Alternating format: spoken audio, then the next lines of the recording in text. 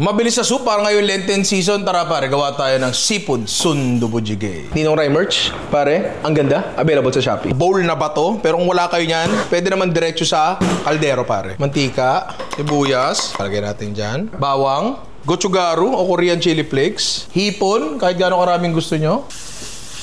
Kimchi, tubig, king oyster mushroom. Yan natin dyan. May nilalagay silang anchovy something stock So tayo, pati silalagay natin. Tapos kapag sinabing sundubu, eto siya, silken tofu, yung pinakamalambot na tofu na usually nasa tubo, na parang tinutoothpaste na ganun, di ba? Pero pwede rin naman to. Yun ang sinasabi ko. Itlog, pare. Yun. Ito yung kainan ni Ian. Takpan lang natin yan. Okay na to, par. Kahit wala sa apoy, kumukulo pa rin siya. Spring onions, damihan nyo. Sesame oil, pare. Pero nakakatakot. Kumukulo pa rin, no? The perfect sip, pare. Stikman natin yung silken tofu. Ay, ang pare.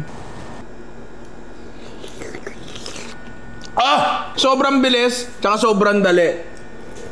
Pwede rin lagyan ng karne yan, pero kung ayaw nyo magkarne kasi Lenten season, ayan, napakadali, di ba? Try nyo, pare. Akin to,